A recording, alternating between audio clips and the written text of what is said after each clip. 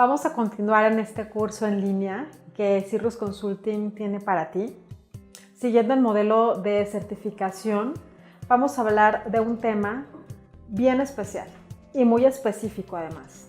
donde cada hospital tiene que ponerlo a consideración antes de publicarlo dentro del proceso de gestión del proceso de atención médica, pero validando siempre que el consentimiento informado se apegue a los procesos y a las leyes vigentes de tu país o de tu comunidad.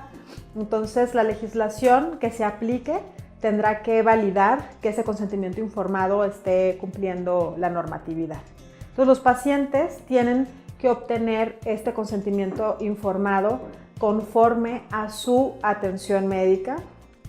a su proceso que claramente ya va a estar definido, y se capacita al personal para que la obtención de este consentimiento informado quede bien definido.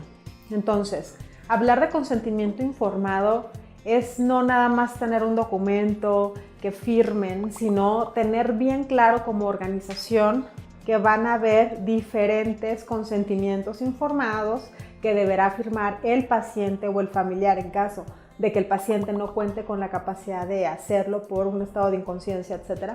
Entonces, en esas situaciones especiales, los pacientes y familiares tienen que recibir la información para que puedan tomar las decisiones adecuadas y que se enteren de la atención que va a recibir el paciente en ese momento. Entonces, se tiene que tener en cuenta que cada punto tiene que dejarle claro el médico o el personal responsable al paciente y a su familia del riesgo, de los riesgos a los que se expone el paciente para el determinado procedimiento a realizarse.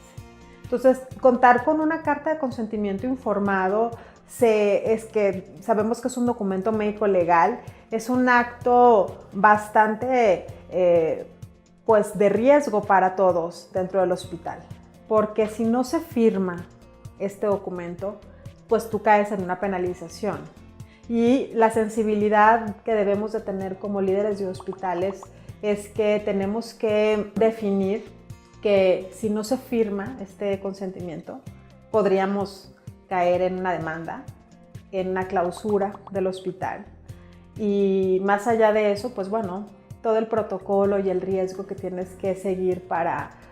no alterar el orden del hospital, porque para eso es la capacitación que se debió haber tenido de la operación previamente a la apertura de tu organización. Y cada vez que ingresa nuevo personal a tu hospital, deben de enterarse de los lineamientos de la operación, de los procesos que se tienen que seguir como obligatorios para el servicio de hospitalización o de algún procedimiento quirúrgico, protocolo de investigación, etcétera, al que se vaya a someter el paciente. Entonces, tomar en cuenta que las personas que otorgan el consentimiento informado, además del paciente, se encuentran en completa integridad ambos, y son documentos que tienen que mantenerse registrados en el expediente electrónico y que el paciente debe de enterarse de que ahí va a estar ese documento legal. Entonces, vamos a conocer las características del consentimiento informado. Se obtiene un consentimiento informado cuando los pacientes ingresan a la organización. Se obtiene un consentimiento informado antes de una cirugía, la administración de anestesia o sedación y el uso de sangre o hemocomponentes. Para esto, hay que obtener el consentimiento informado antes de realizar procedimientos quirúrgicos, antes de administrar anestesia, antes de administrar la sedación, y se obtiene el consentimiento informado antes de transfundir sangre y hemocomponentes. Se tiene que obtener el consentimiento informado por parte del paciente antes de realizar otros procedimientos y tratamientos que la organización ha definido como de alto riesgo.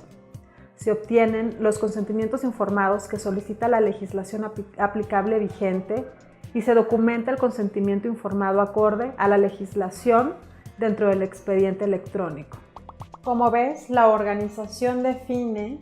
qué proceso se tiene que llevar a cabo para cada departamento y en qué momentos se tiene que contar con un consentimiento informado por parte del paciente o, en caso de no poderlo hacer el paciente, por parte de su familia.